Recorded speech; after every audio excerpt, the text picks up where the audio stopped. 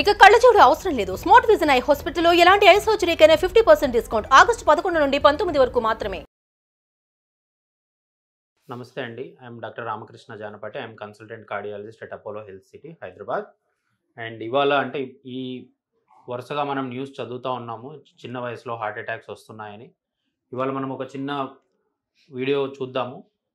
అసలు ఎందుకు, ఎలా వస్తుంది హార్ట్ అటాక్, రాకుండా ఎలా కాపాడుకోవచ్చు, ఒకవేళ దురదృష్టవశాత్తు ఒకవేళ చెస్ట్ పెయిన్ ఏమైనా వచ్చినా కూడా మనం ఎలాంటి జాగ్రత్తలు తీసుకోవాలి అనేది ఈ చిన్న వీడియోలో మీకు ఎక్స్ప్లెయిన్ చేస్తాను.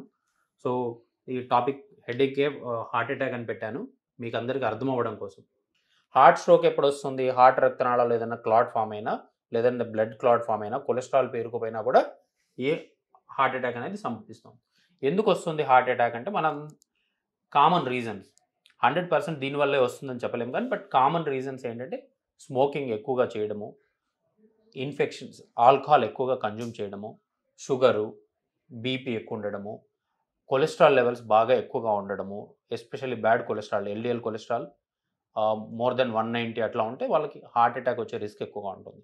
Family history of heart attack అంటే లైక్ ఫాదర్లో కానీ, ఫాదర్ వాళ్ళ బ్రదర్స్ కానీ, అంకుల్స్లో కానీ చిన్న వయసులో హార్ట్ అటాక్ అంటే బిలో 40 ఇయర్స్లో హార్ట్ అటాక్ రావడం కానీ, సడన్గా ఏదైనా డెత్ జరిగిందంటే ఆ ఫ్యామిలీ మెంబర్స్ అందరూ కూడా స్క్రీన్ చేయించుకోవడం బెటర్. అట్లీస్ట్ చాలా మందికి కొలెస్ట్రాల్ లెవెల్స్ బాగా అబ్నార్మల్లీ హై లెవెల్స్లో ఉంటాయి.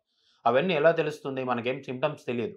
మనం టెస్ట్ చేయించుకొని, బ్లడ్ టెస్ట్ చేయించుకుంటే తప్పితే ఈ సిమ్టమ్ కొలెస్ట్రాల్ లెవెల్ ఎక్కువగా ఉందని కానీ, షుగర్ అబ్నార్మల్ హై ఉందని కానీ చాలామందికి తెలియదు.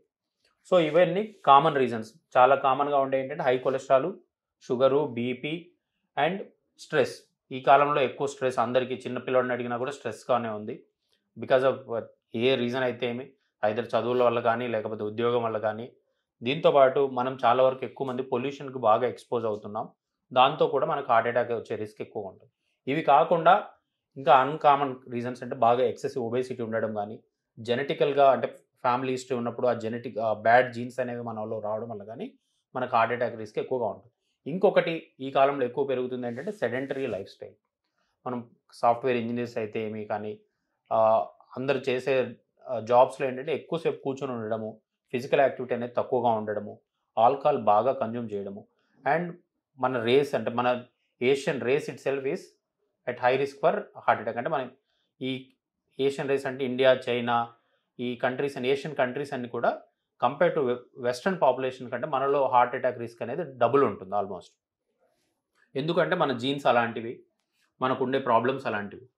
అండ్ ఎట్లా ఉంటుంది హార్ట్ అటాక్ వచ్చినప్పుడు, ఎలాంటి సిమ్టమ్స్ వస్తాయి మనకంటే, ఛాతీ అంతా నొప్పి, ఇదంతా లెఫ్ట్ సైడ్ చెస్ట్ అంతా కూడా ఎవరైనా పేషెంట్ కొలాప్స్ అవుతూ ఇలా చెస్ట్ మీద ఇలా చేయి పెట్టుకున్నాడు అంటే ఆ పేషెంట్కి సమ్ హార్ట్ ప్రాబ్లం ఉంది అని అర్థం. బాడీ ఇండైరెక్ట్గా మనకు ఆ పేషెంట్ అక్కడ కొలాప్స్ అవ్వచ్చు, బట్ ఇండైరెక్ట్గా ఈ సేయింగ్ దట్ ఇక్కడ నాకేదో ఇబ్బందిగా ఉందని చెప్తున్నాడు.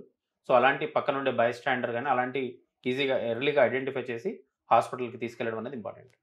అదొకటే కాదు, ఒట్టి ఛాతీలో నొప్పిలాగానే ఆ చెయ్యి పాకడం అనేది కొంతమందికే వస్తుంది. అలాంటి పుస్తకాల్లో చెప్పినట్టు అందరూ రారు. కొంతమందికి నడుస్తున్నప్పుడు ఆయాసం వస్తుంది, ఆగిపోతే తగ్గిపోతుంది.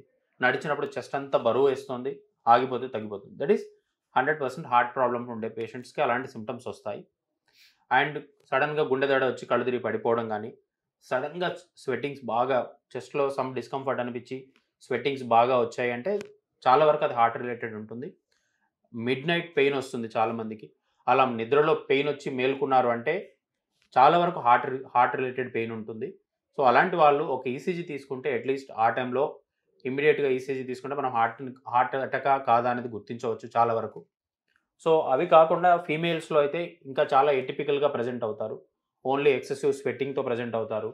కొంతమంది పొట్టలో నొప్పి, నాజియా, ఓన్లీ చెయ్యి లాగుతుంది అంటారు, నడుస్తున్నప్పుడు ఓన్లీ చెయ్యి లాగడము, ఓన్లీ జా కింద నొప్పి వస్తుంది, నడుస్తున్నప్పుడు జా అంతా పట్టేస్తుంది, రెస్ట్ తీసుకుంటే తగ్గుతుంది. అన్నం తిన్నాక ఎక్కువగా ఉంటుంది ఇబ్బంది, అన్నం తిన్నాక వాళ్ళు నడవలేరు అనమాట. అలా స్లోగా యాక్టివిటీస్ అన్నింటిని తగ్గిస్తూ ఉంటారు. ఇవన్నీ కూడా అన్కామన్ సిమ్టమ్స్. సో వీటన్నిటిని మనం ఎలా అవాయిడ్ చేయొచ్చు? ఫస్ట్ వీ హ్యావ్ టు మనం డైట్ని మార్చుకోవాలి, మనం తినే ఫుడ్ని మార్చుకోవాలి. More of vegetables and fruits తీసుకోవాలి. లెస్ ఆఫ్ ఆయిల్ ఫుడ్ కానీ, డీప్ ఫ్రైడ్ ఫుడ్ కానీ, ఈ జంక్ ఫుడ్ కానీ తగ్గించేస్తే బెటర్. ఇవన్నీ కూడా చిన్న వయసు నుంచే స్టార్ట్ చేయాలి. ఇవన్నీ కూడా ఏదో పెద్దగా అయిన తర్వాత ఒకరోజు తిన్నా 2 రోజులు తింటే ఉపయోగం లేదు. ఇదంతా కూడా జీవితాంతం జర్నీ. సో అది కాకుండా డైట్ ఒకటే కాకుండా మనం ఎక్సర్సైజ్ అనేది కూడా రెగ్యులర్గా చేసుకోవాలి. Either it may be strength training కానీ, ఏరోబిక్ ఎక్సర్సైజ్ కానీ, లేకపోతే మనం ఫ్లెక్సిబిలిటీ ఇంక్రీజ్ చేసే ఎక్సర్సైజ్ కానీ, ఏదో ఒక రకమైన exercise compulsory at least 5 days in a week compulsory చేసుకోవాలి మనం అందరం. సో ఇవన్నీ కూడా లైట్ వాకింగ్, ఇవన్నీ కూడా light, moderate or vigorous activities, అంటే మ్యారథాన్ రన్నింగ్, ఇవన్నీ కూడా విగరస్ యాక్టివిటీస్ కిందకు వస్తాయి.